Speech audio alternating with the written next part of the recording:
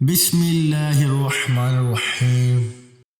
شروع کرتا ہوں اللہ کے نام سے جو بڑا مہربان نہایت رحم والا ہے۔ فضائل سورۃ یاسین۔ حضور اکرم صلی اللہ علیہ وآلہ وسلم کا ارشاد پاک ہے کہ جو شخص سورہ یاسین کو شروع دن پڑھے اس کی تمام دن کی حاجت پوری ہو جائیں گی۔ احادیث میں سورہ یاسین کے اور بھی بہت سے فضائل وارد ہوئے ہیں۔ ایک روایت میں وارد ہوا ہے کہ ہر چیز کے لیے دل دعا کرتا ہے۔ قرآن شریف کا دل سورہ یاسین ہے۔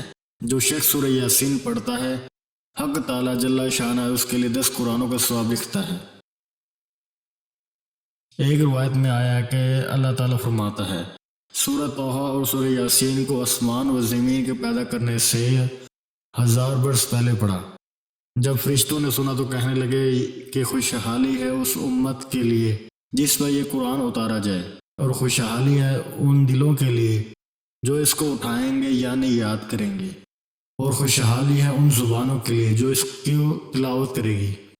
ایک احادیث میں آیا ہے کہ جو شخص سورہ یاسین کو صرف اللہ کی رضا کے لیے پڑھے اس کے پہلے گناہ معاف ہو جاتے ہیں، بس اس سورت کو اپنے مردوں پر پڑھا کرو۔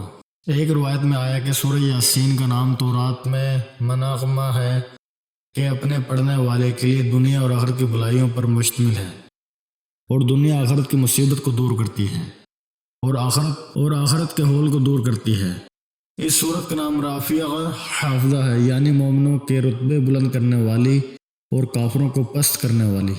ایک روایت میں ہے کہ حضور اکرم صلی اللہ علیہ وآلہ وسلم نے ارشاد فرمایا کہ میرا دل چاہتا ہے کہ سورہ یاسین میرے ہر امت کے دل میں ہو۔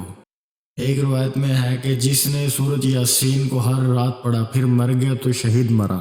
مقرر رضی اللہ تعالیٰ عنہ کہتے ہیں کہ جب بادشاہ یا دشمن کا خوف ہو اور اس کے لیے سورہ یاسین پڑھے تو وہ خوف جاتا رہے۔